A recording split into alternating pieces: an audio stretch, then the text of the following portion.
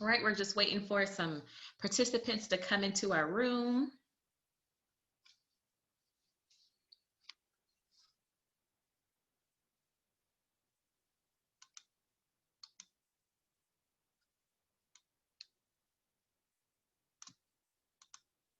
All right, hello everyone. I see that you're starting to join. Good afternoon. Thank you for joining CACRAO today for your virtual college exploration. Thanks for joining us today. You're going to be in for a treat. All right, I see some more people are joining in. Welcome. Good afternoon. All right, we'll give you all just a few more seconds to join in before we get started. But on behalf of CACRAO, I just want to thank you for joining the virtual college exploration for all North and South Carolina students. So today, throughout the presentation, if you have any questions, we would love for you to use the Q&A feature to ask all of your questions so that the panelists can see those directly and state your questions aloud as well as respond, okay? Your camera and microphone are gonna be off. We know that you can see and hear us, and so your camera and microphone are off, so we cannot see you or hear you, okay? Lastly, please be sure to sign up for more sessions. You can visit the www.cacrao.org website to sign up for additional sessions throughout the week. And lastly, this recording will be available at a later date. So you will have access to this session at a later date on the CACRAO website. But thanks for joining us, and you're in for a treat. All right, we will go ahead and get started with our presentation. Thank you so much for joining us today. We know that everyone's schedules are just crazy and all over the place, and that a lot of you are experiencing some serious Zoom fatigue, so we really appreciate your time this afternoon. My name is Sarah Yacino, and I'm joined by 4 fabulous colleagues, and today we're gonna have the pleasure of sharing kind of a little bit of a different presentation with you all today. We know that you all are used to getting a lot of facts and figures from presentations, but that can get a little bit dry if you hear too much of it over time. And so we wanted to do something a little bit different. So throughout the presentation, you're going to hear us talk about different words and phrases that pertain to each of our universities and kind of the surrounding areas. And so without further ado, we'll go ahead and get started. Good afternoon. My name is Lisa Burns, and I have the pleasure of working at Sewanee, the University of the South, in Sewanee, Tennessee. And domain is actually one of the terms that we use to refer to our campus. We also often will call it the mountain, although I know in the Carolinas, you probably have much bigger mountains than where our campus is located. But the domain of the University of the South is actually 13,000 acres. That's your classroom, your playground, where you live, where the community members live. It is located equal distance between Chattanooga and Nashville, Tennessee, about an hour and 15, hour and a half between those two cities. It's up on the Cumberland Plateau. We have 50 miles of hiking trails. We have 11 lakes. We have an uncounted number of caves, if you're into that. We have real live rock outcropping. So if you're a rock climber, you can do that on the actual rocks and not in a gymnasium, although oddly enough, we do have one in our gymnasium. It's really important to understand the domain is also home to the members of the Sewanee community. There are 3,500 people that live in the town of Sewanee, and that includes our 1,700 students. So our students are actively engaged in the community. They're building the Habitat House. They're working at the food pantry. They are volunteering at the elementary school. They're working on the campus farm. They are actively involved, and we need them to be. So students that choose to look at Sewanee are students who really want to engage in a community in a very meaningful fashion and do it very quickly. Our fire department, our students. So really know that it's a place where you will engage with the community. I think it's also helpful to understand just that connection. The president of the university is also the mayor of the town of Sewanee. So if you're curious about small town legislature or politics, then you've got, cozy up to him and have a chance to see what he's involved in and figuring out what's happening in a small town. At the same time, we also encourage our students to leave the domain at some point, and so that's why we will provide funding for a summer internship or research opportunity, as well as funding for a study abroad experience. So as much as our students love to be on our 13,000 acres and take advantage of all that has to offer, we also encourage them to leave at some point and come back with tales of their adventures. So that is the domain of the University of the South. Hi, everyone. My name is Elizabeth Hawthorne, and I work for Furman University in Greenville, South Carolina, and Upstate is one of our words. Upstate refers to Furman's location. So I want to give you just a little bit of a picture of what your life might be like living in our community. So Furman is located just outside of the city of Greenville, South Carolina, home to about just under 1 million people, so kind of a nice medium-sized city. Furman sits about 10 minutes outside of downtown. So our campus, 750 acres, that does include a golf course and a lake. So lots of room to spread out, lots of things to do. It has a very outdoorsy kind of vibe. But you're only 10 minutes from the downtown of a really neat and growing city. Greenville is the #4 fastest growing city in the country and the new food city of the South, so Southern living. So a really fun place to live and go to school, a great home for some of our Division I sports to take advantage of those big arenas in Greenville, a really great opportunity for our students to take advantage of the artsy culture of Greenville, maybe go to concerts or eat in one of the really great restaurants. The easiest way to get downtown from Furman would either be a quick 10-minute drive or to take the Swamp Rabbit Trail, one of my favorite features of Greenville. So a quick 30-minute bike ride will take you from the heart of Furman's campus to the heart of downtown Greenville. So if you want to get a little exercise and also enjoy the upstate area, that's a great way to do it. The upstate of South Carolina is also known for great hiking. You might be familiar with the city of Asheville. You might be interested in exploring around the Blue Ridge Mountains. All of those things are right at your fingertips in the city of Greenville. So a really neat place to go to school, and certainly a great opportunity if you'd like a little bit more of a visual. I would invite you to check out our social media. I think all of us would invite you to get a better visual by checking out our respective social media feeds and getting some pictures of what your life might be like. Good afternoon, everybody. Thank you so much for joining us. My name is Lauren Sefton, and I'm with Rhodes College in Memphis, Tennessee. My family is all in South Carolina and North Carolina, so I'm excited that you are exploring all of our schools and kind of exploring some new options for you in your college search. Bluff City is a Rhodes College word because it refers to Memphis. Bluff City is the nickname for Memphis because we sit on the bluff of the Mississippi River. And Memphis is home of the blues, home of rock and roll, home of barbecue, but those are definitely fighting words in this company. But we do host the International Barbecue Championship every May in our city. It's the 26th largest city in the US, home to about 1.2 million people. And the experience of attending a small liberal arts college in such a vibrant metropolitan area influences everything that our students see and do and experience over the course of their 4 years. Students are engaged in Memphis from day one during student orientation, as we put students on buses to explore different parts of the city and get to know different restaurants and neighborhoods and personalities within the city of Memphis. We are located in the Midtown neighborhood. It's very much the artsy, creative, eclectic part of the city, right across the street from the one of the top 10 largest urban parks in the entire country. It's so big it houses the Memphis Zoo, the Brooks Museum of Art, and the Levitt Shell Concert Amphitheater, which puts on free concerts 4 times a week during certain times of the year. That zoo is right across the street, so you can hear the lions roaring sometimes as you're walking around on campus, and the zoo is free Tuesday afternoons for students if they show their Rhodes ID. We also have about 24 students doing internships and research in the Memphis Zoo with panda bears and grizzly bears and meerkats and elephants. Those internship experience where students are able to take what they're learning in the classroom and immediately apply it to the world around them are so valuable. We have more internships and we have students to fill them because of our location in Memphis. And we literally have every semester at least 200 internship opportunities available. With everything from working with FedEx and International Paper and ServiceMaster and AutoZone, they have global and national headquarters in Memphis, to doing internships at places like the National Civil Rights Museum or that Brooks Museum of Art.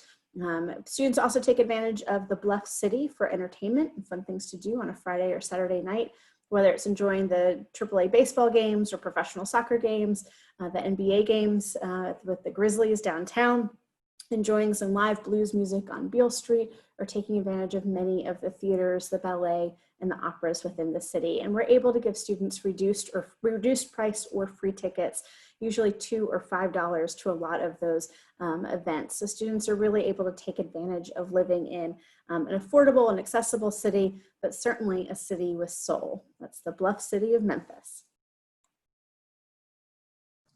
Wonderful, thank you. Hi again, everyone. My name is Sarah Yacino, and I'm an admissions counselor at Trinity University in sunny San Antonio. And this is one of our Trinity phrases. So on a mission, this is a little bit of a pun, because if you've heard of San Antonio, you've probably heard of the Alamo, which is one of the many missions that we have here in San Antonio that are just beautiful, historic sites to visit. But there's another side to this meaning, I think, and that is that if you were to sit on Trinity's campus and just observe our students and their behavior, they're very busy. They tend to want to do all of the things, and we have to constantly remind them that sleep is important and to rest and make sure they're taking care of themselves, because they're very passionate about lots of different things. I remember as a Trinity student being amazed at my peers and all that they accomplished. They're so bright and just throw themselves into lots of amazing things, like internships or presenting at international conferences, undergraduate research, all those kinds of things. But I think what impressed me most about our students is that even though they're so well accomplished and so bright, they really are craving meaning and purpose and wanting whatever path they're heading on to be valuable and to be positively impacting other people.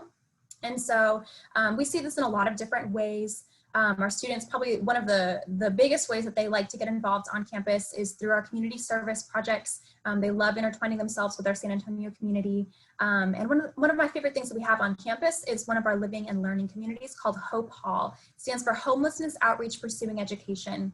And basically, anyone who decides that they want to apply to live in this community says that they are seeking community and they want to live in this hall, but they also are agreeing to volunteer between 3 to 5 hours of community service towards helping the problem of homelessness each week in San Antonio.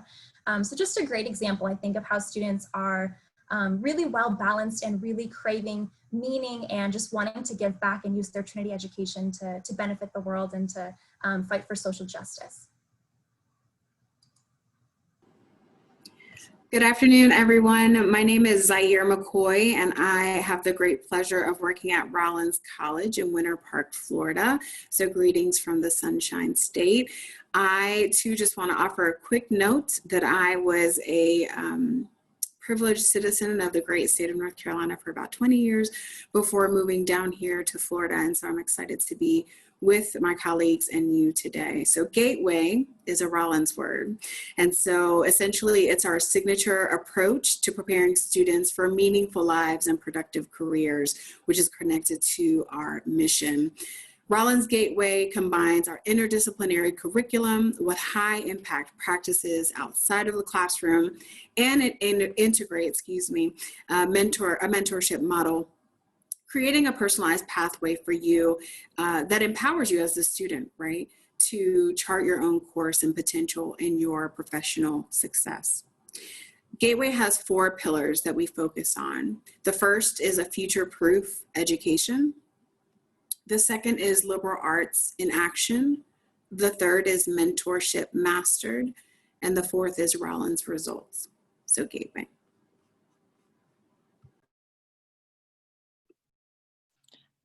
Hi, everyone. I'm back with another Furman word, guaranteed access.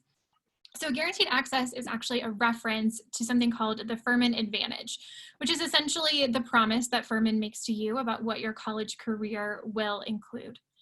My favorite way of expressing it as guaranteed access is I think it gets to the root of it, which is us wanting to make sure that you know every incredible experience that you hear about on our website or that you read about in our students' stories is something that is guaranteed as a part of the Furman experience. So when you hear those standout stories, they are not the exception, they are the rule.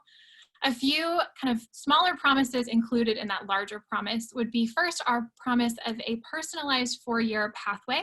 Essentially our desire to sit down with you freshman year, hear about your goals for the future, and then help you make a concrete plan about how to get from where you are now to where you'd like to be. What internships, research, study away opportunities would be the right fit to move your resume forward? What organizations on campus might you think about joining and maybe taking a leadership role in one day? Everything that we can do to help you build that powerful resume that helps launch you towards your future goals. And also making adjustments along the way as you learn more about yourself and what you hope for in a career and in a future. Our second promise is access to our engaged learning opportunities, so research, internships, and study away. 3 experiences that allow you to take what you're learning in the classroom and use it in a real world context, something that we think is a really powerful part of an education in college.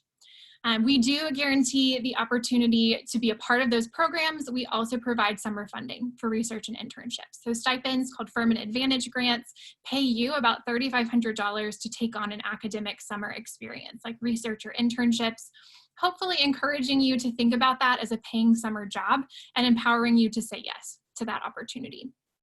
We're also promising access to our outward-facing institutes, so essentially groups on Furman's campus that work on community issues using Furman student knowledge and resources. Lots of different examples depending on your interest, but if you're interested in politics, maybe the Riley Institute. If you're interested in community health, we have an institute for that as well. So lots of different places to plug in. And then finally, we're guaranteeing our team advising model. So our belief that you'll need more than one person to lean on in college, more than one voice, and more than one set of networking connections. So we'd like to give you a dedicated group of people in your corner to work with you throughout your 4 years. So that is guaranteed access. I know our title might make you think that we're serving dinner, but we're not.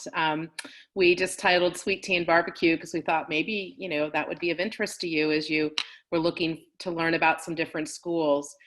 Dinner table is the way that we at Sewanee, and I would say that my other panelists would agree that the holistic review of your application for admission really is particular to our institution, to what we're looking for as we're trying to build a community.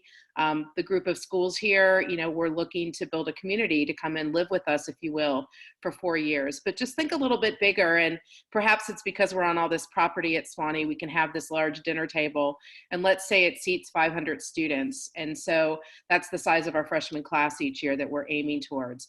And as we're reading the applications, clearly we are looking for a student who is academically suited to our school. Clearly we're looking for a student who is interested in one of our programs or interested in what we have to offer at Sewanee. But at the same time, we're looking for students to sit next to one another, to sit across from someone, to carry on a conversation, to jump right into that conversation, or perhaps be a little worried about what would they have to say at that dinner table. And so think about what that table might look like for your 4 years on a college campus. Are you going to be able to talk about your experiences you're bringing as a high school student? Are you going to be able to learn about what some of the upper class students have taken advantage of? Will you study abroad and come back to that dinner table and talk about your experience in Copenhagen, Madrid, New Zealand, wherever it is you might choose to go? Will you sit down at that dinner table and talk about how you were kind of afraid to go to college and now you found your home and what those things are all about for you? Will you sit down at that dinner table and talk about some of the research you're doing, that really interesting faculty member that you've met and are enjoying getting to know them through the classroom experience and through some of the research you're doing? So as you're looking at institutions like the ones presented today on this panel, the ones that are really trying to build community, think about presenting us an application that we find as a really interesting dinner guest. Who is it that we want to invite to come sit at that table? They're not going to all be easy conversations. This is a time in our country that some of the conversations could become very personal, very heated, but we also know that it's a place where all voices are heard and all students are welcome at our table. And our job in the admission office is to select the best dinner guest. And those dinner guests aren't just seated at one time, they're gonna live with us for 4 years. So dinner table is a concept we use in our admission office as we're very thoughtfully, very carefully reviewing applications for admission. And I'm certain that my colleagues at the other institutions represented are thinking the same way as they're trying to build those communities. So we're looking for students who are interested in us, and we hope to make those dinner reservations for you soon on our campuses. Hi again. O-Town is a Rollins word. It's better known as Orlando, which references our location. It's a huge part of what makes living and learning at Rollins so special. While our campus is located in Winter Park, it's a charming upscale town that you'll find absolutely delightful. So we hope you get the chance to visit sometime soon. But it's only a 15-minute ride from downtown Orlando. So if you're looking for the opportunities of a metropolitan city, in addition to a robust campus life, you can have a little bit of both at Rollins. So our downtown Orlando area comes with all the perks of city life, right? An active art scene with our Dr. Phillips Performing Arts Center, professional sports teams like the Orlando Magic and Orlando City Soccer. If you're a sports buff, you know that the NBA playoffs, that when they resumed in the finals, have been held in what is referred to as the bubble here in Orlando. So that's been exciting to watch. In addition to delicious dining. So right, food is always important, and you heard some nods to barbecue. If you're a theme park person, they're only about 45 minutes away. And if you're a beach person, then they're only an hour from here. So our setting in Orlando really allows our students to couple these dynamics with liberal arts as well as the real world experiences. Orlando has been named a top 10 city for students in these areas, either for in terms of internships per capita. And so our Center for Career and Life Planning takes pride in working with you to identify opportunities that you're looking to pursue once you leave a place like Rollins. And so they have access to those opportunities. I will tell you that about 97% of our students are taking advantage of full-time work opportunities, graduate school opportunities, or service-based work experience. And so we want to make sure that you are prepared and know what's available to you in your backyard. So while Rollins is in Winter Park, Orlando is a neighboring city that we are excited to be adjacent to. So O-Town is a Rollins word. So the Riverwalk and Beyond. So this is the Trinity phrase. If you've heard anything about San Antonio, you've probably heard the Alamo and the Riverwalk. These are some of like the biggest tourist destinations and the things that come to people's mind when they think about San Antonio. And don't get me wrong, the Riverwalk is fantastic. It is definitely a beautiful place to get a meal, and especially at night with all of the lights, it's a beautiful place to go walking, but it is a tourist attraction. And San Antonio has so much more to offer. So just to back up and give you a little bit of context about Trinity and kind of how we relate to San Antonio, we're about 5 minutes from downtown. And I like to say that we get the best of both worlds because Trinity itself is very tight knit. It's an enclosed campus where you don't have roads running through it. So it does feel, and we even use the phrase Trinity bubble, that you have kind of your own little island of Trinity things. And we encourage students to break out of the bubble and explore San Antonio. I was not originally from Texas, so I was really pleasantly surprised when I first toured Trinity and saw that it is beautiful and lush and green and surrounded. It's kind of nestled in this historic district where there's lots of really old homes and just a beautiful area. But like I mentioned, we encourage our students to get off of Trinity's campus and explore all that San Antonio has to offer. We are the 7th largest city in the nation. I feel like that stat still surprises me today because when I travel to cities like Dallas or Chicago, I feel like I'm in a big city. I feel the hustle and bustle and I'm stressed about parking and traffic. And in San Antonio, I do not get that same vibe. We are a large city. We have all the same offerings that a big city would typically have, but we're kind of sprawling in nature. And so no one area is too condensed or too stressful and too concentrated, I guess. So some of my favorite things about San Antonio are that you just have access to everything. And like I said, we're 5 minutes from downtown. So this means that if students are wanting to go off campus on the weekends and go play trivia or explore museums, they just have so many options. We have professional sports teams right in our backyard. A lot of our students will have internships with the Spurs, which is super, super cool. I was a big choir nerd, so having the traveling Broadway shows come and perform, getting to see the San Antonio Symphony with discounts that students receive was just a fantastic experience for me. And I guess the last thing that I have to mention is the food. We have fantastic food. It is a dangerous thing, but definitely a perk. And then I take it back. One more thing. I've talked a lot about kind of the fun opportunities, but this also means for students that if they're interested in pursuing internships or even a job, it's so accessible to plan your classes in the morning, have an internship in the afternoon, and then have your evenings reserved for social events and homework and whatever the case may be. So definitely convenient having San Antonio right in our backyard. St. Jude is a Rhodes word, and it refers to the St. Jude Summer Plus Fellowship. Rhodes is very lucky to be 3 miles down the street from St. Jude Children's Research Hospital, which many of you are probably familiar with.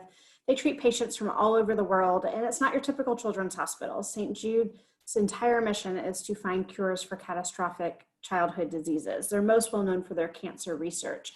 So if you break your arm, you're not going to St. Jude. But if you have a very rare form of cancer or another childhood disease, then this is going to be your best bet. And Rhodes has a long-standing partnership with St. Jude. We are the only school in the country to give undergraduates the chance to do year-long medical research in the labs of St. Jude through something called the St. Jude Summer Plus Fellowship. This is a paid research opportunity that lasts 2 summers and a school year, so an entire calendar year. And you are literally trying to find a cure for cancer before you even have a bachelor's degree. And it's opportunities like this to do research and really take advantage of the experiences on campus and within Memphis. I'm thinking this past spring when we switched to remote learning, one of our introductory chemistry classes started doing research on, and they discovered an antiviral compound that we think shortens the amount of time patients are sick with COVID-19. So 14 students are on a patent application and have been published in a scientific journal, and 12 of the 14 are first-year students. So these opportunities are accessible really early on through partnerships like St. Jude, like on-campus experiences. And we have a similar partnership with Le Bonheur Children's Hospital, similar to our St. Jude program, where you're paired with neurosurgeons for an entire year. Le Bonheur Children's Hospital has the #2 pediatric neuroscience institute in the country. And so students who are excited about that scientific research, of course, there are opportunities to research in all areas, but St. Jude particularly allows our students who are interested in health professions to really shine. And we see that 18% of last year's graduating class went into health professions. Rhodes is ranked 6th in the country for med school acceptances, and our acceptance rate to med school is twice the national average. So if you're interested in health professions, opportunities like those with St. Jude Children's Research Hospital are tremendous and accessible for our students at Rhodes.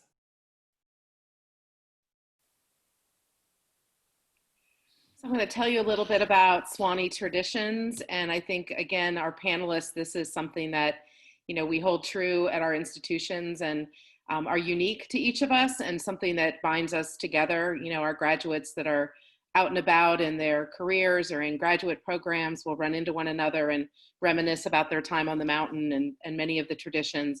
So I actually put 2 of them together in one phrase. The gown is about our academic gown that is presented to our students at a ceremony that's called the Order of the Gown Convocation. It's in the fall and it's in the spring. The first opportunity for a student to be presented with their gown is in the first semester of their sophomore year, and they have a cumulative grade point average after their freshman year that meets the criteria. They are then presented to the campus community and they actually receive their academic gown. That same gown is the one they might wear to a class, to give a tour. They might just roll it up and put it in their backpack and not wear it again. It's worn at graduation, and so each semester students are presented to the campus community. An opportunity to receive the gown is also at the end of the senior year when the students are taking their comprehensive exam, which is a cumulative exam that they take in their major or second major, depending on what they choose to do out of one of our 38 majors that are offered at the university. So it's a little bit of an unusual scene if you've never heard of this tradition and you walk on campus and see students wandering about with their academic gowns on. You might think you've walked into a Harry Potter book, but in fact, it's just one of the traditions we hold very true, really to represent the academic integrity and the academic work of both our students and our faculty. The angel is a tradition in that angels are floating about our campus. Why not? It's such a beautiful campus, so they live there. But when you leave Sewanee, you probably want to take your Sewanee angel with you. So the tradition is to tap the roof of your car and summon your Sewanee angel. So when you're off the domain, it's protecting you. When you return, you can release it by tapping the roof of your car, and you get a new Sewanee angel each time you come to campus. Just a couple other traditions to tell you about. We have something that is my favorite. It's called the passing hello. And just think about that, how many times you're somewhere, perhaps on a college campus, none of the ones on the panel here today, but you walk past someone and no one even gives you the time of day. Well, at Sewanee, we're about welcoming you to our community, and so people will actually say hello to you. They won't be buried in their mobile phone. The other one is class dress, which sometimes is perceived as a dress code, but it's actually an opportunity for our students to just kind of fancy up class or take care of themselves and not roll out of bed and wander into the classroom unprepared. And so you will find Sewanee students to really take advantage of getting up, maybe going and working out, having a good breakfast, being prepared for the work that is ahead of them in the classroom or in any type of a presentation that might be happening on campus. Another one is YSR, which we say is Yay, Sewanee's Right.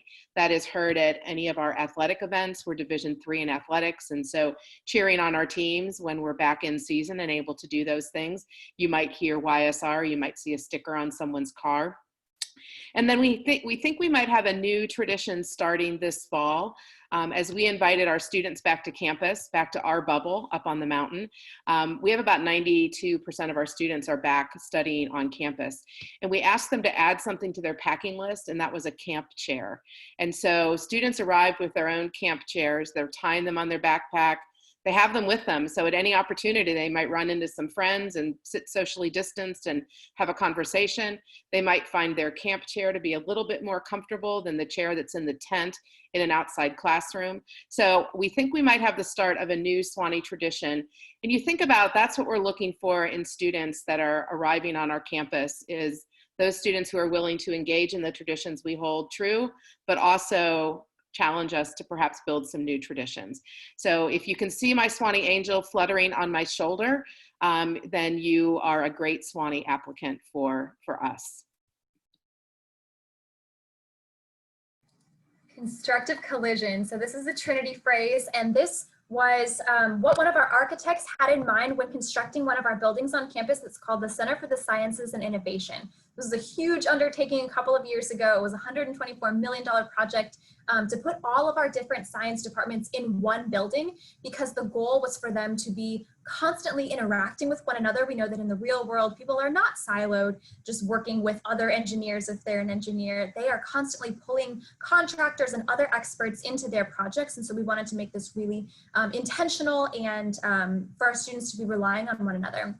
This also relates, I think, to just kind of the interactive and intersectionality that we see at Trinity. About a third of our students will end up double majoring or pursuing two different things that they are passionate about. And this is because students have until the second semester of their sophomore year to officially declare their major. And so a lot of them come in thinking they love one thing, and then they discover that they actually love another thing as well. And so this is really highly encouraged. And sometimes you see combinations where you're like, this absolutely makes sense. You know, maybe an international business major with a foreign language. But more often than not, you're going to see some combinations that may surprise you, like chemistry and art, or one of my favorite examples, a friend that I made freshman year who was this incredible computer science student. But his freshman year, he discovered that he also loved ancient Greek. And so whereas at other institutions, they may say, you know, what is your grand plans to be in computer science and ancient Greek? At Trinity, the summer after his freshman year, he stayed on campus to do research with one of our classics professors. And in this project, he was able to design an algorithm that was meant to decode ancient Greek characters that a Byzantine scribe had written that were kind of hard to read and to translate. And so early on in his Trinity career, he was able to complete research and find a way, with the help of his professors, to really form a bridge and pursue the things that he loved. So this is definitely a common example of things that happen at Trinity where it may seem like they're opposing, but the professors are so eager to really help you find a way to combine them and produce something really constructive. Hi everyone, Fox Day is a Rollins word, and it too is a tradition, a beloved tradition here on campus. Back in 1956, our 10th president, Hugh McKean, wanted to bring some fun and excitement to the campus. And so he called it Fox Day, which essentially is a day deemed too pretty to have class. Now remember, we're in the Sunshine State, so there are a lot of those days, but that day is typically held in the spring, unbeknownst to anyone except for the president. And when Fox Day is announced, a little statue of a fox is rolled out to Mills Lawn. Now we're the Rollins Tars, so the fox is an unofficial mascot, is rolled out, and classes are canceled, and students have the opportunity to take advantage of activities that are planned on campus as well as off campus. And if you remember earlier about our location, students are taking advantage of going to the theme parks for the day or the beach.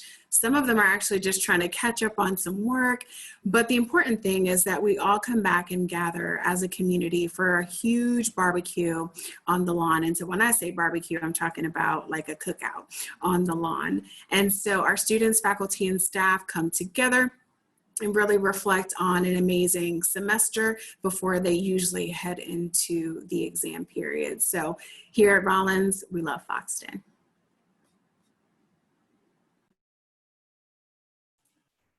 The bridge is a Rhodes College word, and I'm not referring to the giant bridge that crosses the mighty Mississippi River.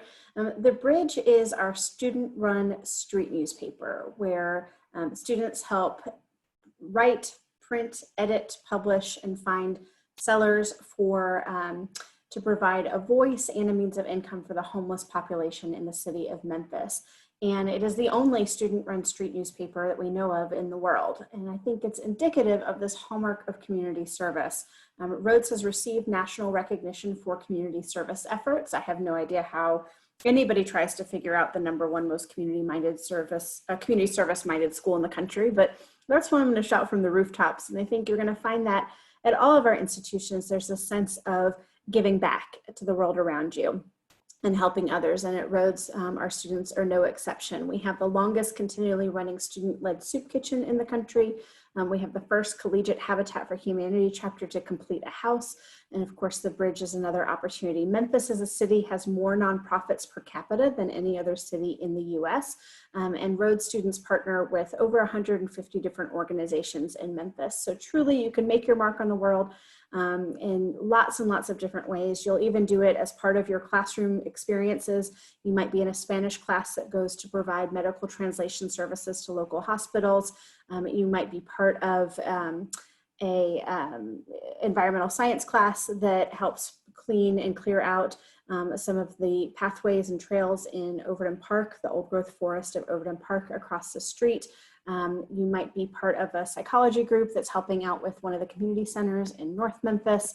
And so you really have a chance to experience Memphis in other ways and be part of something greater than yourselves. The Summer Service Fellowship is one of my favorite experiences at Rhodes, where students get their living expenses are covered and they get paid a stipend and they stay in Memphis during the summer to do a community service project. So almost an internship level experience with one of those nonprofits in Memphis. And the great thing about the Summer Service Fellowship is once a week throughout the summer, you go and tour another service site. And so by the time the service, it's actually more than once a week, because by the time the summer is over, students have experienced over 30 different nonprofits and service sites within the city of Memphis while contributing in a meaningful way to the community around them. So community service efforts, the bridge at Rhodes. All right, sustainability is a Furman word, and I think it's really neat to hear how sustainability kind of moves through the entire campus. So from an academic perspective, Furman does have an environmental science and sustainability science major on campus. Both are housed in our Shy Center for Sustainability. Our Shy Center for Sustainability was originally a Southern Living dream home, fun fact, the only one they've ever built on a college campus, and they gave it to the school at the end of the tour of homes, and so now it's kind of a living laboratory for many of our environmental efforts on campus. Sustainability does kind of permeate the campus itself. We are on track to be carbon neutral by 2026. We have turned on our solar farm across the street from Furman and hired a family of sheep to keep the grass cut around it. So we have some new pets on campus that everyone is really obsessed with. We have lots of different alternative energy forms going on campus as well. My favorite example is actually in our physical activity center, or the gym, where you can actually create energy and put it back on Furman's grid when you ride the bike or use the ellipticals. So you are keeping the lights on when you work out, which is pretty exciting. From a student life perspective, we allow students to live in our eco cottages on campus, so small cottages by the lake that take advantage of every available form of sustainable technology. They also include opportunities to compost, to take on projects on the university's campus to improve sustainability, things like that. So students who are really sustainability minded enjoy kind of living and learning in that environment. And then finally, we have a farm on campus that backs up to those eco cottages where students can work together on cultivating a lot of the food that's served in the dining hall and in other restaurants on campus. So lots of different ways that we are committed to sustainability and lots of ways that students are able to do cutting edge research as a part of those efforts. So sustainability is a Furman word and a really neat part of Furman culture. Awesome. I'm sold on Furman. I want to go see all the sheep on campus. That's fantastic. Well, everyone, we have reached the conclusion of our presentation, but we definitely want to keep the conversation going with you all. So here you have all of our contact information and also our visit site. So you're welcome to see, if we're on campus or just doing virtual options, and you're welcome to check out our visit information there.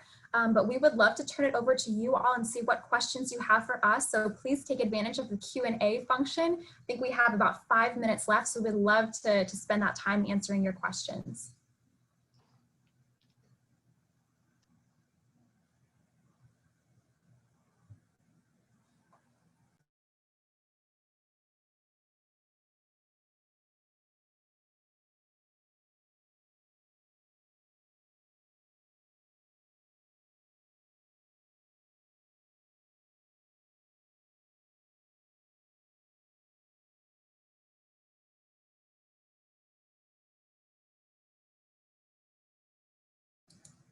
Maybe as we're waiting for questions, if you want to just say like one sentence about what visit opportunities you may have to offer students, maybe we could do that until we get a question.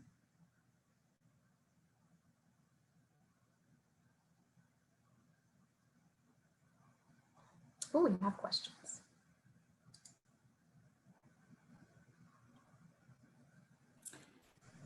So the first question that we got is about study abroad. And I wonder if we'll just do some quick examples. Lisa, can you share some study abroad examples at Sewanee? And Elizabeth, can you share some at Furman?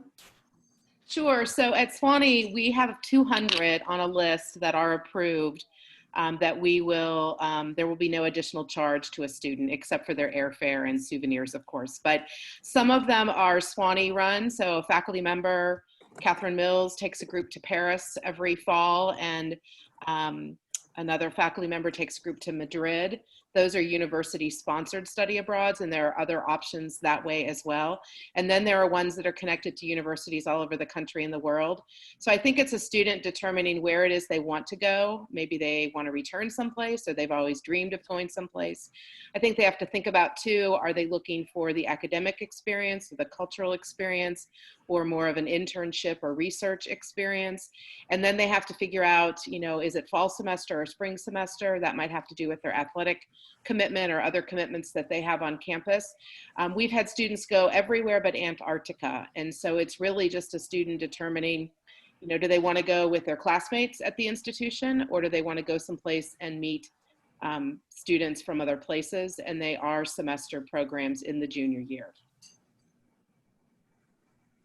I would echo what Lisa just said. We have a very similar setup. The majority of Furman's trips are Furman-led, so 2 Furman professors go with students on the trip and sort of plan that trip and travel with those 15 or 20 Furman students who are doing that experience. And sort of like Sewanee said, we also guarantee that it won't cost you more to be abroad on those trips than it would to be on campus. You might also consider at all schools what kinds of extra study abroads are offered outside of those semester trips. So I imagine we could all give an example of different ways that you could travel, but for Furman, that might be a May experience trip for 1 month in May, going to a slightly different destination like Fiji, New Zealand, Iceland, the Galapagos Islands, for just a few weeks and completing just 1 class credit.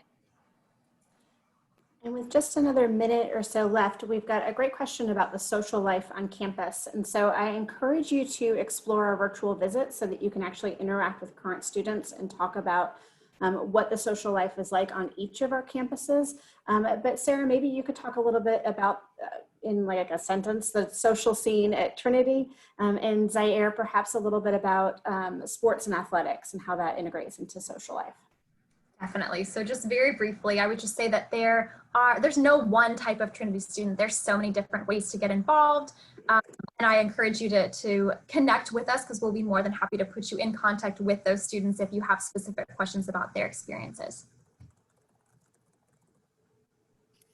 And I would just add that at a place like Rollins, we are a Division II sport athletic program. And so our students, whether they're playing D2 sports or club sports, certainly find ways to engage and stay active. And even if they're not an athlete in that regard, you're welcome to take advantage of any opportunities that are water-based as we sit on Lake Virginia. So certainly a lot of ways to stay involved and active. All right. Well, thank you all for joining my panelists. Thank you so much for providing some excellent information for all of our guests today. And for my guests and attendees, thanks for joining us today. So once you close this window, there will be a quick 4-question survey. We definitely encourage you to take that so that we can know how we're doing with our CACRAO exploration. Also, be sure to sign up for additional sessions at CACRAO.org. And lastly, just wanted to remind you again that this recording will be available. They shared some really good information about all of their institutions. So I definitely want you to go back and look at the recording again if you had anything that you wanted to get more additional information about. But thank you so much for joining us, and I hope you have a great day.